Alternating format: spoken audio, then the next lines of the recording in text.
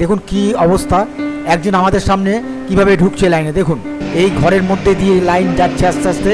আমরা স্টিমারে উঠে পড়েছি সেই বিবেকানন্দ রক। আমরা যাব আস্তে আস্তে সেই সামনে, চারিদিকে সমুদ্রের জল। এই সেই কন্যাকুমারিকা, এটি দেখছেন সামনে, এটি হচ্ছে কন্যাকুমারী মায়ের মন্দির। এই সেই বিবেকানন্দের ব্রোঞ্জের মূর্তি। 3টে সাগর এসে মিশেছে এখানে। স্কাই ওয়াকের উপর দিয়ে যাচ্ছি আমরা হেঁটে, ভয় লাগছে আমার নিজেরই।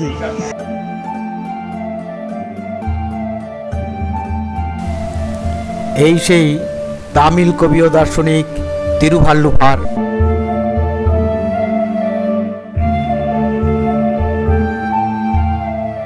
আজকে রামেশ্বরমের আমাদের লাস্ট দিন।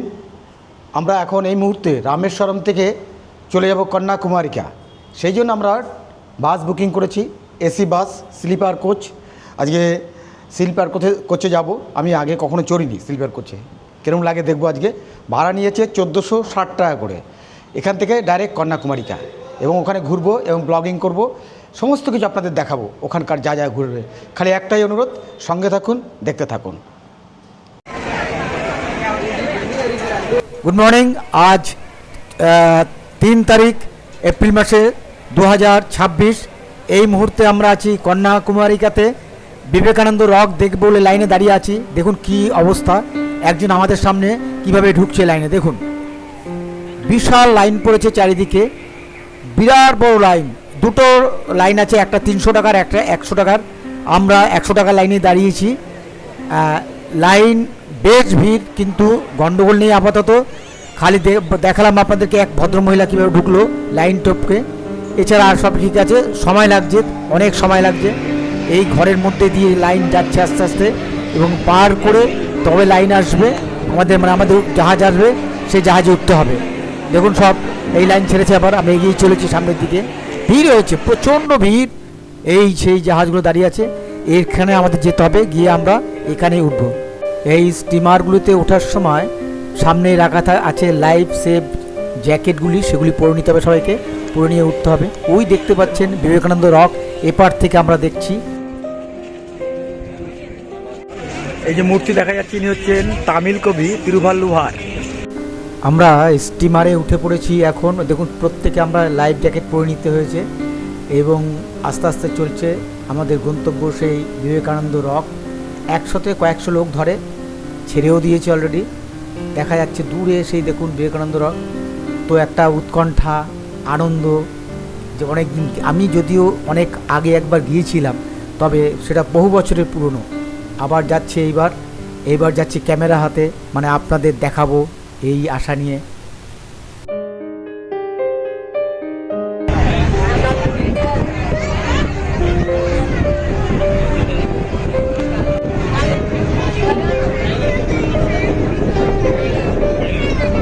দেখুন লেখা আছে welcome to Vivekananda rock Memorial. আমরা এসে পড়েছি সেই বিবেকানন্দ রকের। অসাধারণ সেই দৃশ্য দেখছি আমরা, যে মূল মন্দির বিবেকানন্দ রকের, সেই মন্দিরটি আমরা দেখছি এই মুহূর্তে। আমরা যাব আস্তে আস্তে সেই সামনে গিয়ে দেখব। চারিদিকে সমুদ্রের জল, আর তার মাঝখানে সেই বিবেকানন্দ রক, এক অপূর্ব দৃশ্য। এই সেই কন্যাকুমারিকা, বহু কাঙ্ক্ষিত। অনেক দিন থেকে ভাবছিলাম যেখানে কিন্তু সময় করে উঠতে পারছিলাম না। আজ সেই শুভক্ষণ উপস্থিত। দেখতে পাচ্ছেন সেই কন্যাকুমারিকা, যেখানে স্বামী বিবেকানন্দ 3 দিন ধ্যান করেছিলেন। এই সমুদ্র উপর দিয়ে সাঁতার কেটে এসে, এবং তার জ্ঞানোদয় হয়েছিল, এবং পৃথিবীর দরবারে আমাদের হিন্দু ধর্ম তার প্রচার করেছিলেন আমেরিকা। তারপরে সারা পৃথিবীর যে তোলপাড় সৃষ্টি হয়েছে, এখান থেকেই স্বামী বিবেকানন্দের জ্ঞানচক্ষু উন্মোলিত হয়েছিল সেই বিবেকানন্দ রক। সঙ্গে থাকুন, দেখতে থাকুন। এটি দেখছেন সামনে, এটি হচ্ছে কন্যাকুমারী মায়ের মন্দির। এখানে ওনার পদচিহ্ন আছে, এবং এই মন্দিরকে বলা হয় শ্রীপদ মণ্ডপম। ভিতরে ক্যামেরা নিয়ে যেতে দেয় না, তাই ভিতরে ফটো আপনারা দেখাতে পারবো না। বাইরের যে সৌম্য মূর্তি, যে সুন্দর প্রকৃতি দেখাবার জন্য চেষ্টা করছি আমি। এখানে আবহাওয়া কিন্তু খুব বেশি গরম না, কিন্তু রোদের তাপ আছে, খুব সাংঘাতিক রোদের তাপ। সানগ্লাস অবশ্যই নেবেন যদি এখানে আসেন, টুপি মাথায় রাখবেন, এইগুলি কখনোই ভুলবেন না, এবং সানস্ক্রিন লাগাতেও ভুলবেন না। এই কন্যাকুমারীর বিবেকানন্দ রকে প্রধানত 2টি মন্দির রয়েছে, যা স্বামী বিবেকানন্দের ধ্যানস্থলের স্মৃতিচিহ্ন হিসাবে নির্মিত। এটি কিন্তু সতীপীঠের 51 পীঠের একটি পীঠ। এটি আমরা যে জানি সতীপীঠের যে তার 51 পীঠের একটি পীঠ এইটা।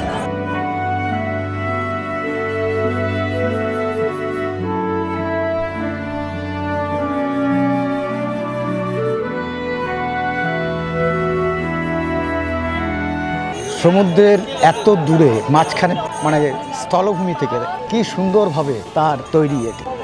এই কন্যাকুমারিকাতে আপনারা কিভাবে আসবেন ট্রেনে করে তার সবিস্তারেই আমরা জানতে পারবেন আমার এই ব্লগে, এবং ডেসক্রিপশনে তার লিঙ্ক দেওয়া থাকবে কীভাবে কি বুক করতে হয়, ট্রেন, বাস, সমস্ত কিছু আপনাদের জানাবো আজকে আমি আমার এই ব্লগে। তবে এখন দেখুন তার সৌন্দর্য কন্যাকুমারিকা থেকে, সেটাই লক্ষ্য করুন।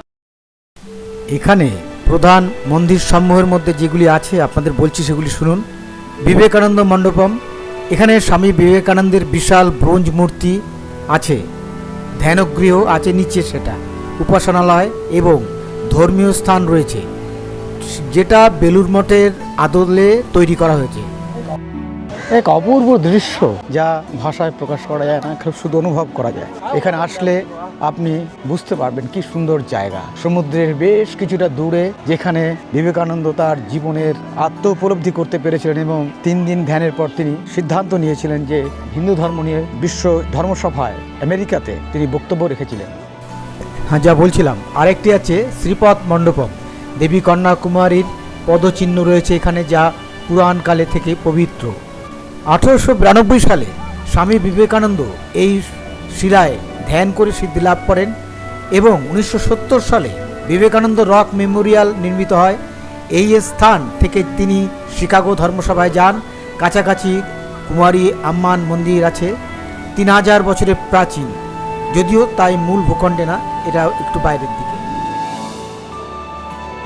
একদম শেষ প্রান্তে এসেছি রকের। দেখুন দূরে দেখা যাচ্ছে কিছু পাথরের চূড়া ভেসে আছে, আর ওই দেখতে পাচ্ছেন সেই তামিল কবির মূর্তি, তার দূরে আরেকটি রক ভেসে উঠেছে।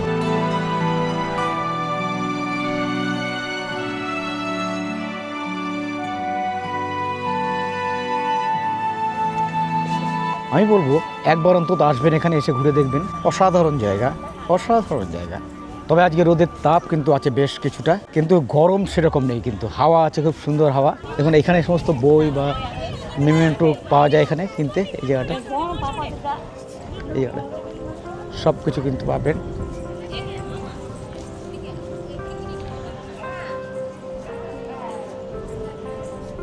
ওং লেখা থেকে শুরু করে স্বামী বিবেকানন্দের মূর্তি, এভরিথিং এখানে পাবেন আপনারা।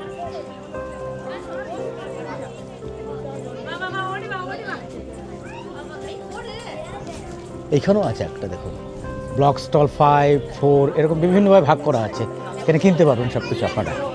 এখানে আসলে আপনি কি কি সুবিধা পাবেন? প্রথমত ধ্যান মণ্ডপম, মানে ধ্যান করার সুবিধা পাবেন। শ্রীপদ মণ্ডপম, দেবী কন্যাকুমারিকার পদচিহ্ন দেখতে পাবেন। দৃশ্যপট, মানে আরব সাগর, ভারত মহাসাগর ও বঙ্গোপসাগর ত্রিসঙ্গম দেখা যায় এখানে। সূর্যোদয় এবং সূর্যাস্ত অপূর্ব লাগে এখান থেকে। এই সব কিছু আপনি দেখতে পাবেন। এখানে আসতে ফেরি সার্ভিস 10 থেকে 15 মিনিটের মতো লাগে। চলুন একটু উপরের দিকে যাই, একটু উপরের দিকে গিয়ে দেখি কি আছে। এসব তো আছে, আর তার থেকেও সবচেয়ে বড় সুযোগ, এখানে এসে আপনারা ছবি তুলতে পারবেন। অসম্ভব ভালো ছবি আসে এখানে, সেলফি, ছবি, ভিডিও সব কিছু করতে পারবেন। একদম টপে চলে এসেছি, দেখুন এখান থেকে মন্দিরটিকে দেখুন একদম কাছ থেকে, একদম মন্দিরের দ্বার গোড়ায় চলে এসেছি। চারদিকে ঘুরে আপনাদের দেখাবার চেষ্টা করছি। এখানে সাংঘাতিক ভিড় হয়। এই ভিড় এড়াতে আপনারা কি করবেন সেটা বলি। সকাল সকাল যাবেন, 8টা 10-এ খোলে, তার আগে গিয়ে লাইনে দাঁড়িয়ে যাবেন, কারণ যত বেলা বাড়বে তত ভিড় হতে থাকে, অসম্ভব ভিড় হয়। এবং ভিড় হলেই রৌদ্র, গরম, এইগুলি এড়াতে সকাল সকাল যান।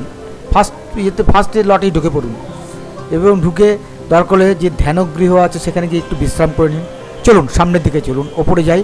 মূল যে মূর্তি আছে বিবেকানন্দ, সেখানে ঢুকতে দেয় না, বাইরে থেকে কিভাবে দেখা যায় দেখি, আপনাদেরও কেউ দেখাবো। চলুন।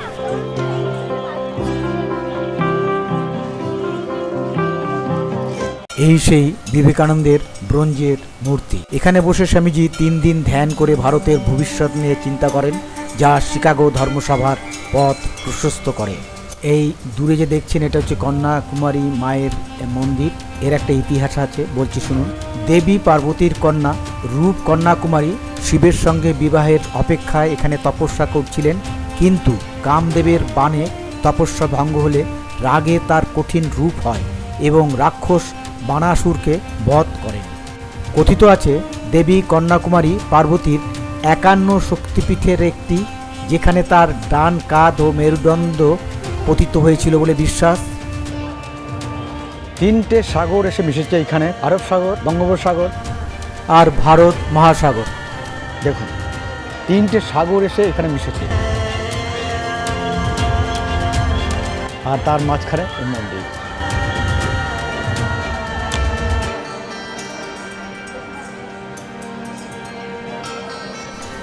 আপনারা এই মুহূর্তে দেখছেন তিরুভাল্লুবারের বিশাল মূর্তি, যিনি বিখ্যাত তামিল কবি এবং দার্শনিক। এটি বিবেকানন্দ রক থেকে 500 মিটার দূরে একটা স্কাই ওয়াকের উপর দিয়ে যেতে হয় এবং এই মূর্তিটির উচ্চতা 133 ফুট। এবং এই উচ্চতারও একটা ইতিহাস আছে। কারণ কি 133 ফুট হলো কেন? তার রচিত থিরুকুরাল গ্রন্থের 133টি অধ্যায়ের প্রতীক হিসাবে এই উচ্চতা করা হয়। 1999 সালে উদ্বোধন হয় এটি দর্শকদের দূর থেকে দেখা যায় এবং ফেরি যাত্রার দৃশ্যমান হয়। আমরা যখন আসছিলাম, ওপারে ছিলাম, তখন স্টিমারে ওঠার আগে, ফেরিতে ওঠার আগে যে দেখছিলাম মূর্তি, এটাই সেই মূর্তি ছিল। আর এই সেই কন্যাকুমারিকা মায়ের মন্দির, এই সেই মন্দির। এখানে সবাই বিশ্রাম করছে। প্রচণ্ড রৌদ্র, তো এমনিতে হাওয়া আছে কিন্তু রৌদ্র আছে, এর জন্য খুব কষ্ট। জল সঙ্গে রাখবেন অবশ্যই। এবার আমরা সামনের দিকে যাচ্ছি, ওই তামিল কবি যেখানে মূর্তি আছে সেদিকে চলুন। এখানে রাবার পেতে দিয়েছে, দেখেছেন? স্কাই ওয়াকের উপর দিয়ে যাচ্ছি আমরা হেঁটে এখন। চলুন সামনের দিকে।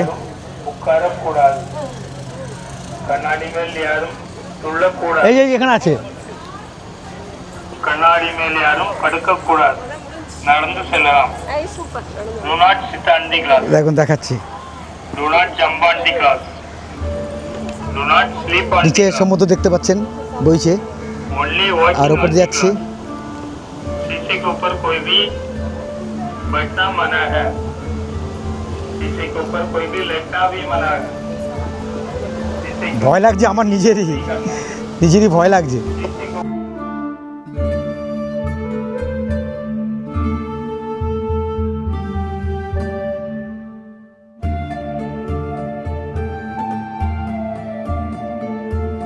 দেখেছেন? দেখুন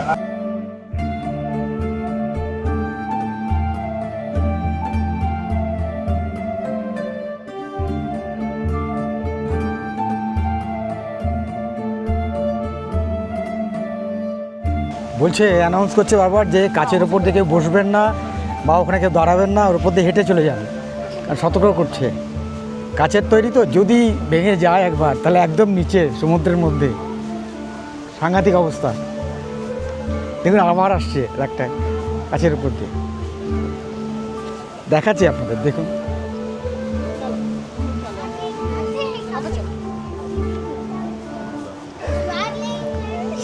ভালো করে দেখুন।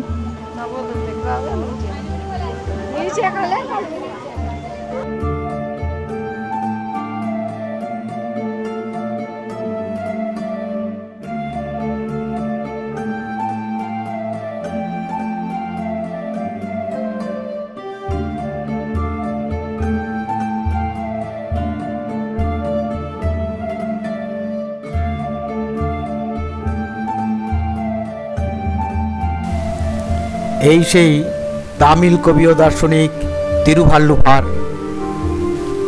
তিনি ছিলেন প্রাচীন তামিল সাহিত্যের অন্যতম শ্রেষ্ঠ কবি ও দার্শনিক। আজকে প্রচণ্ড রৌদ্র, অসম্ভব। তার বিখ্যাত গ্রন্থ তিরুকুরাল, এই বইটিতে মোট 133টি অধ্যায় এবং 1330টি ছোট ছোট নীতিবাক্য মানে কুরাল আছে। বইটির মূলত 3টি বিষয়ের ওপর লেখা: নীতি ও ধর্ম, অর্থ ও সমাজ, প্রেম ও মানবতা। তামিল ভাষায় এই বইকে অত্যন্ত সম্মানের সঙ্গে দেখা হয়, অনেকে একে তামিল বেদ বলেও ডাকেন। হ্যাঁ, আর একটা কথা, 2025 সালে তামিলনাড়ু সরকার এই মূর্তিকে স্ট্যাচু অফ উইজডম নামেও ঘোষণা করেছেন। এটা লেটেস্ট জানিয়ে দিলাম আপনাদের।